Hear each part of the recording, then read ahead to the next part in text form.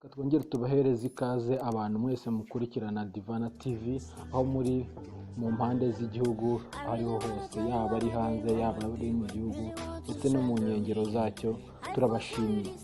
Kuri iyi nshuro noneho uyu munsi turagaruka ku nkuru iri gucicikana ku mbuga nkoranyambaga ivuga ku rukundo rw'umuhanzi The Ben aka Tiger cyangwa se ku mazina ye nyakuri uzwi nka Benjamin Mugisha. Uyu musore rero wamamaye mu Rwanda yaba ari mu rukundo n'umukobwa wabaye Miss mu Rwanda mu mwaka wa 2019, umukobwa witwa Uwicyeza Pamela.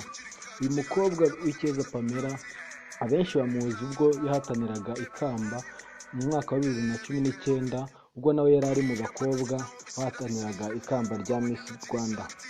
Ni nyuma y'uko umuhanzi The Ben cyangwa se Tiger uko yise akabyiniriro yashyize amavideo kuri status ze za Instagram, ku rubuga rwe rwa Instagram, agaragaza ko ari umukobwa w'akataraboneka, umukobwa w'imico myiza, umukobwa rwose ubereye umugabo.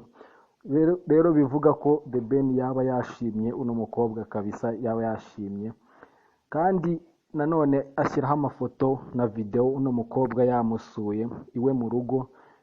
Ubireba wese ababona ko iyi video kabisa bifashe ari abantu bari mu rukundo, bari kurebana akara ko mu jisho, rwose niko umuntu yabivuga kabisa.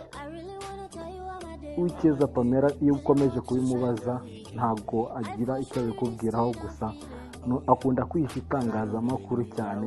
Gusa yavuze ko ari urukundo rusanzwe, kandi iyo abantu benshi babimubajijeho aravuga ati ntagashaka kugira icyo atangazaho kuko The Ben ari umuntu we basanzwe babana cyane, bakundana, ari nk'umuntu, ari nk'umusore nk'abandi. Nyuma y'igihe gito uno mukobwa yaje guhisha urubuga rwe rwa Instagram bitewe n'uko yabonaga abantu barimo baragenda bamukurikirana cyane, aruhindura ayandi mazina kugira ngo abantu badakomeza kumubaza ibintu byinshi bamustokinga. Gusa nyuma yaje kubona ko